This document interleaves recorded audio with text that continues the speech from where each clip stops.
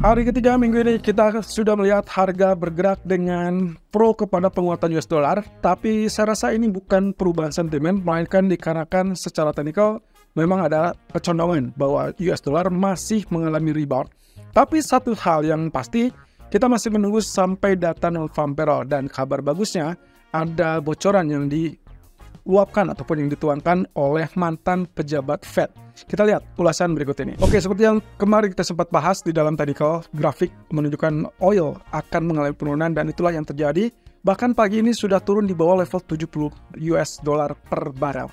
Nah, faktor penggeraknya yang dua masih tetap, yaitu terkait dengan rencana pengurangan pemangkasan produksi. Artinya kemungkinan akan dihentikan untuk secara bertahap, lalu kemudian mereka mulai melakukan kembali pemompaan ataupun memasok lebih banyak. Nah, hal ini tentunya bisa menjadi positif kalau memang tingkat permintaannya relatif bertambah. Tapi akan tetap negatif kalau tingkat permintaan justru masih lemah. Dan itulah yang dibaca oleh pasar, bahwa mereka tidak melihat ada kondisi di mana mendukung kepada tingkat permintaan yang tinggi, terutama dari China. Jadi inilah yang menyebabkan kenapa harga minyak kecenderungan melemah. Kemudian yang kedua adalah terkait dengan ketidakpastian di Libya, yaitu terkait dengan kilang minyak yang sampai saat ini rumornya masih terus berhamburan di media, tapi juga kita belum tahu kepastiannya apa dan apakah mereka sudah mulai memproduksi kembali atau masih shutdown.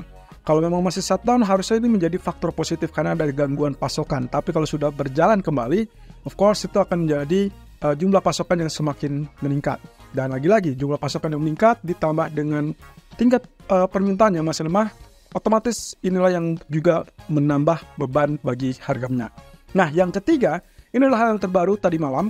Setelah kita melihat data dari PMI manufaktur, baik itu dari Inggris, Amerika, atau bahkan dari Eropa. Dan termasuk salah satunya adalah yang sempat kita lihat dari data China. Ternyata market melihat dengan data yang relatif lebih lemah ini berarti menandakan bahwa akan ada atau dikhawatirkan akan ada perlambatan ekonomi. Dan itulah yang membuat kekhawatiran kembali menerpa market. Kurang lebih mereka membaca ada potensi resesi. Dan akhirnya, seperti kita ketahui bersama, kalau memang ternyata perlambatan ekonomi itu terjadi, berarti akan ada daya beli ataupun konsumsi yang relatif melemah. Dan itu pula mirip dengan kejadian dari tingkat permintaan China yang lemah, kemudian tingkat pasokan yang lebih tinggi. Jadi artinya, disitulah sinkronisasi menunjukkan pelemahan ataupun penekanan kepada harga minyak. Nah, di sisi lain, kalau kita lihat dari data kemarin, sebetulnya saya ingin menunjukkan di sini data versi S&P Global yang menunjukkan angka 47,9 memang relatif lebih kecil dibandingkan ekspektasi 48,0. Ya, selisihnya cuma sedikit. Tapi kalau kita compare dari previousnya 49,6, berarti jelas menandakan penurunan. Sementara 15 menit kemudian ada data versi ISM atau ISM yang seperti kemarin sempat kita kupas juga, bahwa market kemungkinan akan cenderung memprioritaskan data versi ISM karena data tersebut keduanya dirilis bersamaan. Nah, apa hasilnya?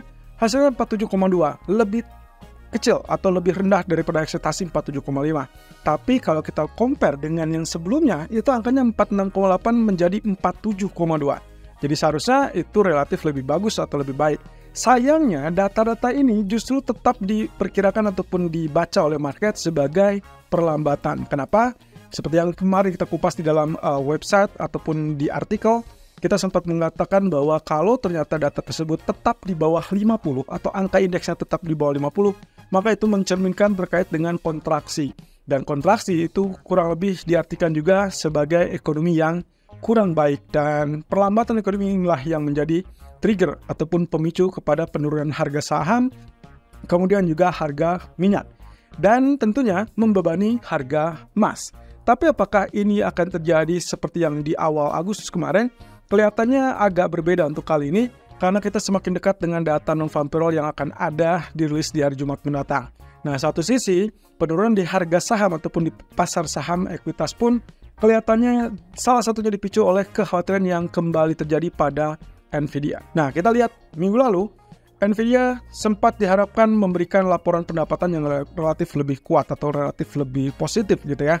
Tapi ternyata yang terjadi adalah pasca laporan pendapatan agak sedikit meleset, walaupun melesetnya sudah tipis. Tidak terlalu panjang, tidak terlalu jauh daripada ekspektasi pasar. Hanya saja pasar saat itu berharap dengan teknologi AI yang diusung, berarti akan ada kecenderungan untuk mendapatkan laporan pendapatan yang lebih tinggi. Apa yang terjadi? Akhirnya begitu laporan pendapatan tersebut dirilis, Nvidia mengalami penurunan yang signifikan. Dan bahkan ini yang membuat kenapa kembali terjadinya penurunan di minggu ini, terutama kemarin, dengan kita soroti Nasdaq, S&P 500, dan bahkan Dow Jones sendiri meluncur dengan sangat deras. Bahkan secara keseluruhan pasar ekuitas Amerika itu sampai kehilangan kurang lebih 280 miliar US dollar. Nah, hal ini juga dipicu dengan salah satunya data PMI tadi. Jadi kalau misalkan kita compare lagi, maka kekhawatiran perlambatan ekonomi, kemudian yang kedua adalah aksi profit taking menjelang rilis data non-farm payroll minggu ini, dan juga terakhir adalah terkait dengan sentimen pasar yang sedang bingung, kurang lebih apakah mereka akan melakukan pemangkasan 50 basis point atau 25 basis point. Ya, saya rasa semua ini masih akan menjadi faktorisasi yang bisa diperhitungkan oleh para pelaku pasar, dan mungkin saja profit taking masih akan tetap membayangi sampai nanti malam. Nah, sementara itu, kabar bagusnya adalah dari Loretta Mester, mantan pejabat Fed yang juga dikenal sebagai Presiden Fed Cleveland, mengatakan bahwa kemungkinan di dalam FOMC meeting bulan September akan dibahas terkait dengan apakah mereka akan melakukan pemangkasan pertama dengan 25 basis point atau 50 basis point. Dan ini juga yang sudah sempat kita bahas juga dalam 1 minggu terakhir, terutama pasca Jackson Hole Symposium. Ya, Mester menegaskan kemungkinan data ekonomi salah satunya adalah terkait dengan data pekerjaan yang kemungkinan akan menjadi faktor pertimbangan dari FOMC mendatang. Nah, ini berarti sinkron dengan apa yang dikatakan oleh Powell di Jackson Hole Symposium, bahwa mereka sudah mulai melihat pergeserannya bukan lagi panik ataupun khawatir terkait dengan inflasi, melainkan terkait dengan pasar tenaga kerja. Dan dengan lonjakan tingkat pengangguran ke 4,3%, kemudian non-farm payroll di 114.000, maka Powell mengatakan bahwa mereka tidak bisa tinggal diam dan tidak ingin melihat pelemahan lebih lanjut. Sehingga kemungkinan menurut Mester, ini akan menjadi hal yang cukup positif untuk mulai membahas penurunan suku bunga. Nah, tinggal masalahnya adalah data non-farm payroll nanti itu akan yang menentukan apakah 25 basis point atau 50 basis point. Di sisi lain, dari Citigroup dan juga Deutsche Bank, kita akan melihat dari proyeksi mereka terkait dengan data non-farm payroll yang baru akan rilis hari Jumat mendatang. Dari Citigroup mengatakan bahwa kalau misalkan ternyata kita akan mendapatkan data yang relatif selisihnya hanya relatif kecil, katakanlah misalkan ekspektasi 165.000 muncul dengan 160 atau mungkin 170.000, ya itu anggapannya adalah selisih yang relatif kecil. Nah, itu juga akan bisa dibilang mungkin akan sangat mempengaruhi kebijakan Fed nantinya. Nah, secara detail, Citigroup mengatakan kalau NFP-nya ternyata 125.000, kemudian unemployment rate 4,3%, kemungkinan itu akan membuka peluang untuk pembahasan 50 basis point. Nah, sementara kalau ternyata unemployment rate-nya turun ke 4,2%, ya setidaknya itu ada harapan lah untuk pemangkasan yang relatif standar, 25 basis point.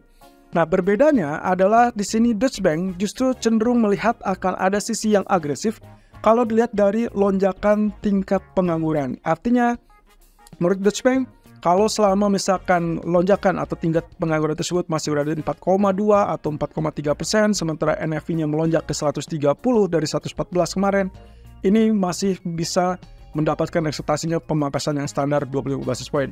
Hanya saja kalau ternyata NFP-nya tetap 130-an, 150-an, sementara unemployment rate atau tingkat pengangguran melonjak di atas 4,3%, barulah dia melihat akan ada kecenderungan untuk pemangkasan yang agresif di 50 basis point.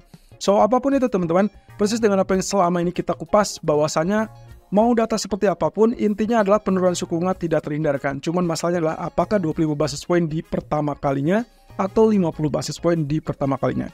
Nah, tinggal nantinya CPI minggu depan di tanggal 11 kemungkinan akan memberikan prediksi ataupun memberikan gambaran kira-kira dot plotnya akan seperti apa.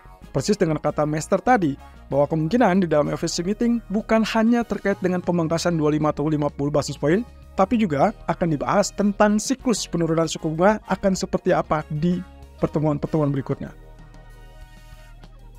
Oke, economic calendar untuk hari ini. Berarti kita akan pangkas langsung melihat ke data PMI service, sektor service, sektor jasa dari Eropa, dari Inggris, dan juga dari Amerika.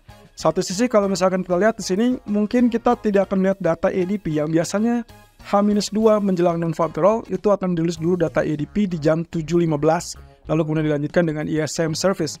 dan ternyata tidak terdapat data tersebut. Nah, ini mengingatkan kembali karena di hari Senin kita libur, market Amerikanya libur, maka data yang seharusnya hari Senin munculnya mundur 1 hari.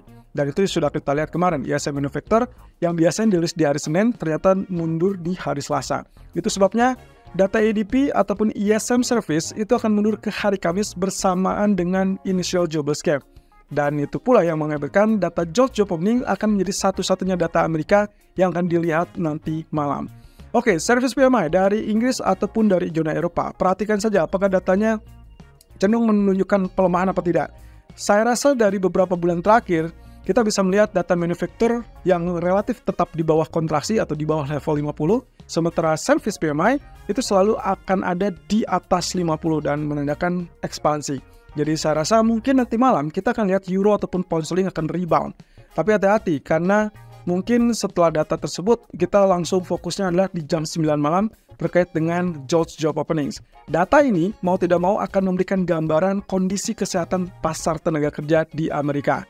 Semakin lemah, of course, itu akan mendulang ataupun mendukung terkait dengan pemangkasan suku bunga yang lebih agresif. Tapi kalau ternyata relatif lebih kuat, ya saya rasa penggunaan 25 basis point sudah pasti bisa terjadi. Ya, tinggal perhatikan saja CME Virtual Show-nya. Sampai sejauh ini ternyata setelah data ISM tadi malam, kecenderungannya menunjukkan ekspektasi 50 basis point menguat ke 41%. Ya, ini berbeda dengan sebelumnya. Sebelum data itu masih 30%-an.